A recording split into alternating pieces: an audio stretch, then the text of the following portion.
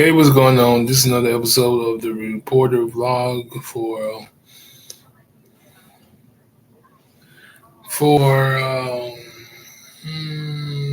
let's see for July 23rd on a Tuesday 2024. Gonna do some heavy cramming as far as these episodes because they've been first of all they've been on my timeline just a little bit too long. And we gotta get rid of them. So this is pretty much a story dump, but a good story dump.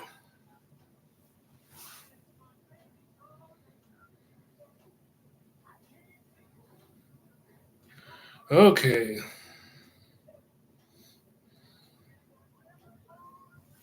let's get right to it.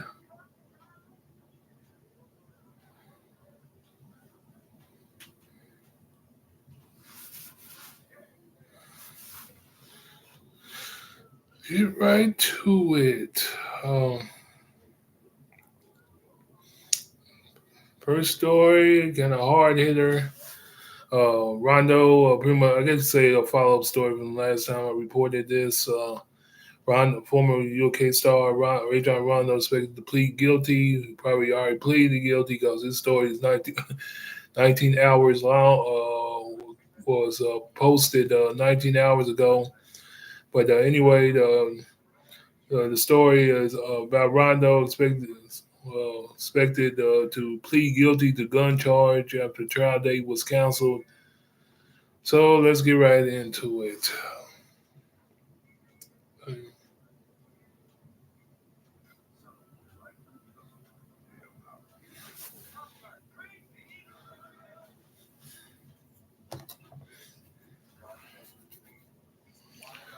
Okay, then to give my credits, of course, it's brought to you by WDRB.com. Jason Rowley, the publisher. Um, uh, Published on July 22nd, 2024, updated 16 hours ago.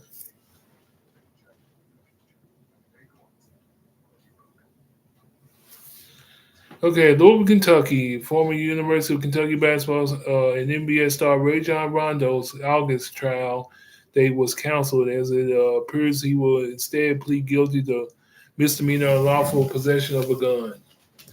On September 3rd, change of plea. Hold on.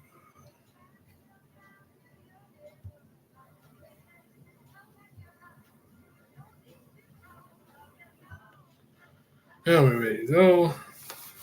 Well, on September 3rd, change of plea hearing was scheduled, which, if finalized as it is proposed, would call for Rondo to plead guilty to the gun charge and to have drug paraphernalia and marijuana charges dismissed. All the charges are misdemeanors. So, pleading guilty to get rid of the serious charges. The potential sentence, according to the proposed plea, would be a suspended jail sentence and probation. The proposed agreement is not official until both sides agree to it in court.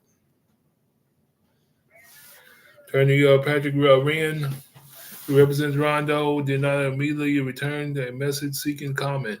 Rondo's case has been postponed for months, waiting for the U.S. Supreme Court to rule in a similar case revolving around the main charge that he is facing unlawful possession of a gun.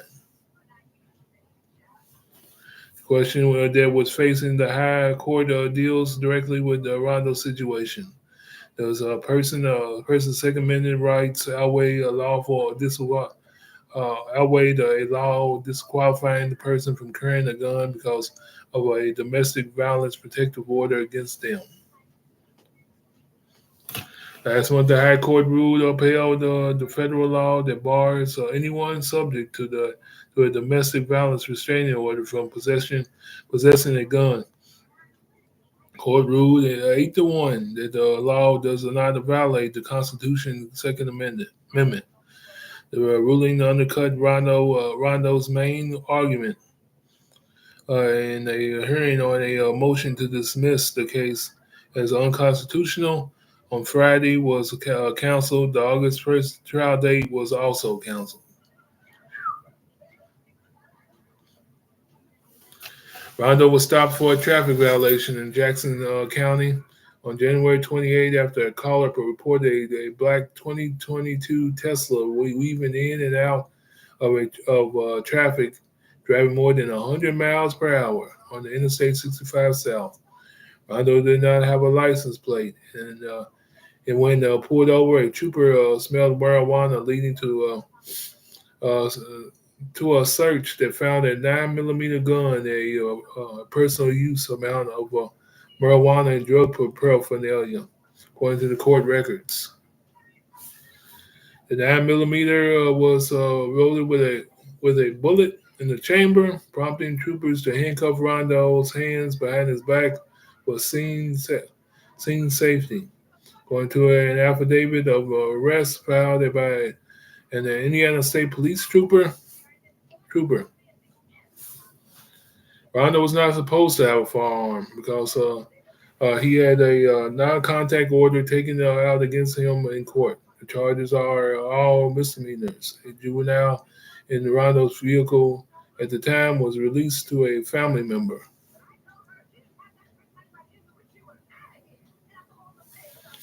Rand filed a motion arguing the gun charge is unconstitutional, and the Second Amendment protects Rondo's right to bear arms. Rand noted that recent rulings have changed the landscape for challenges on gun possession, including the appeals court ruling in Mississippi, which found that a law prohibiting firearm possession on the basis of prior felony conviction are unconstitutional. That is not Rondo's first brush with legal trouble.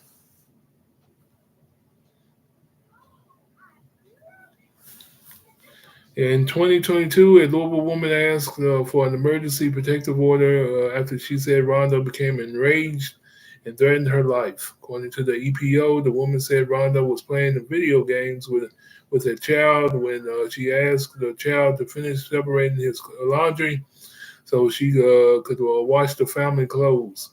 Then the child got up to do so. She said Rondo ripped the video game console out of the wall and went downstairs, smashed a teacup plate, knocked over several water bottles, and began yelling and cursing.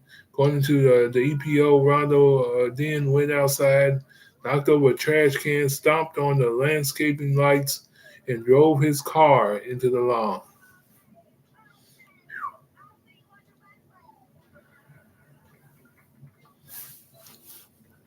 The EPO goes on to say that when she confronted Rondo, he said, "You're dead."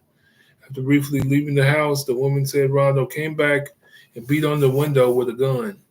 Rondo, who played high school basketball in Louisville at Eastern before transferring to Oak Hill Academy in Virginia, was a standout point guard for Kentucky before being drafted with the 21st pick for the first round in the '06 NBA draft by the Phoenix Suns.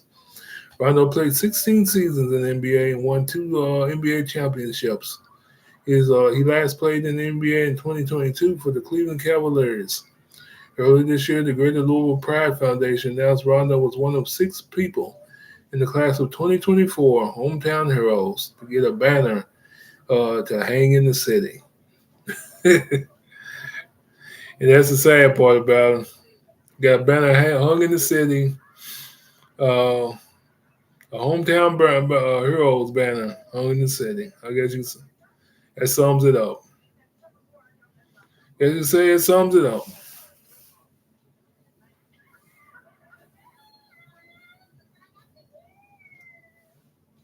But that's gonna do it for the first story of his pretty much story dump. Um, he pretty much pleaded guilty. Pretty much a guilty plea to get out of the more serious charges. To pretty much get out scot free. A guilty plea to get out scot free. That's pretty much what it's all about. Let's go up to this point. See if I can find the point.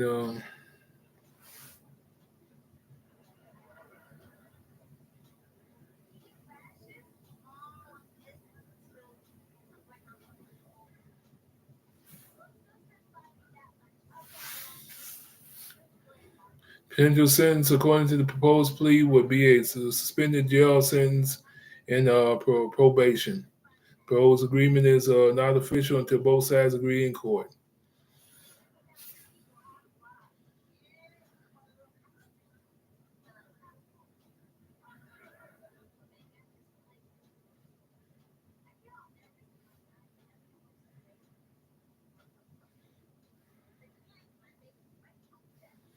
But let's go on real quick. I'm gonna see if I can stuff one more story in before I gotta take a shower. Before I take a shower.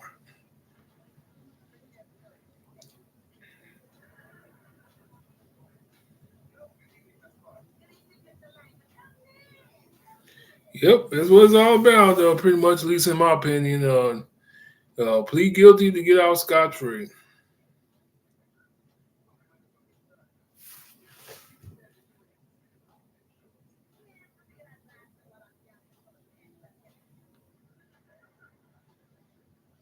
But let's go on. Okay, second story. A light one.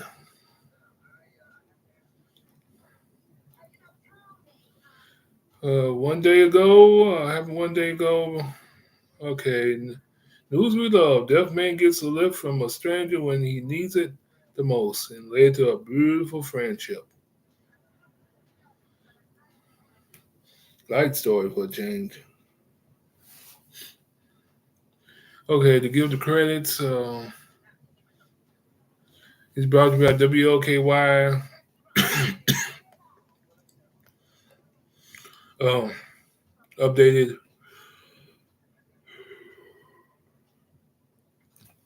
updated. Published by Sean Martinelli. uh, Updated at 9:52 a.m. on July 20th, 2024.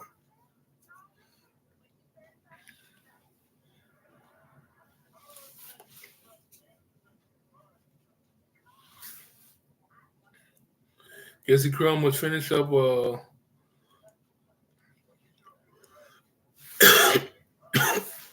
Jesse Crumb was finishing up work.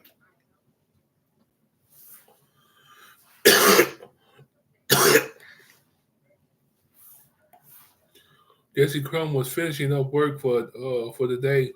The stranger walked through his office door.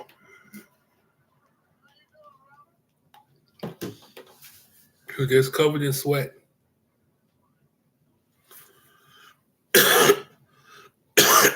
was just covered in sweat. Crumb, a real estate advisor at Premier Sotheby's International Realty in Bonita Springs, Florida, said it was a hot day.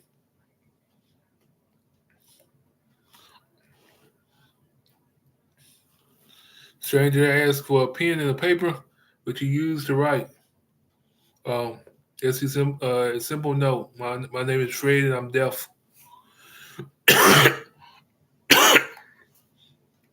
He later explained he had missed his bus and needed help getting home.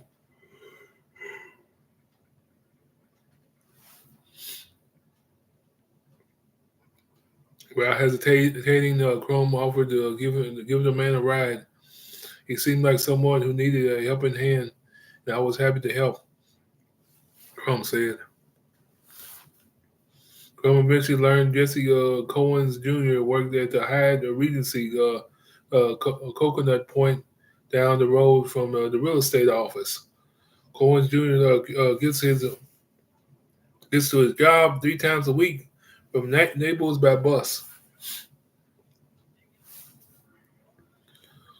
After the first ride together, Crum and Cohen's Jr. learned that they have several things in common, including their love for sports, literature by Stephen King.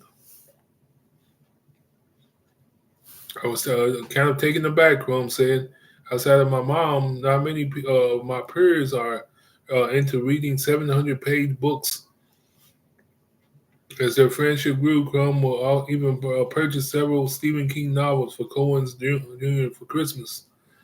I feel incredibly lucky, Cohen's Jr. said. The two hope their friendship will motivate others to find ways to come together.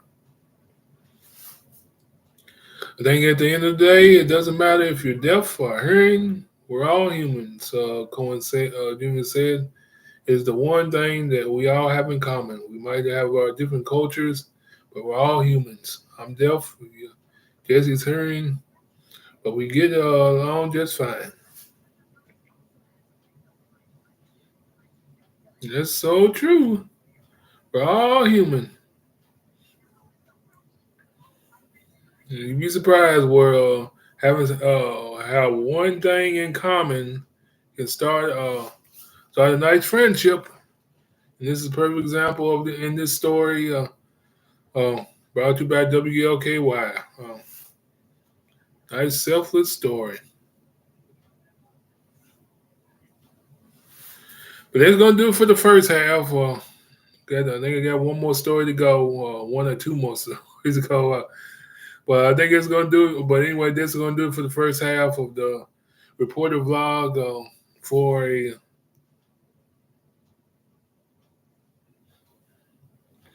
July 23rd, 2024 on a Tuesday. Y'all have a good one for now. I'll be back. I'm gone.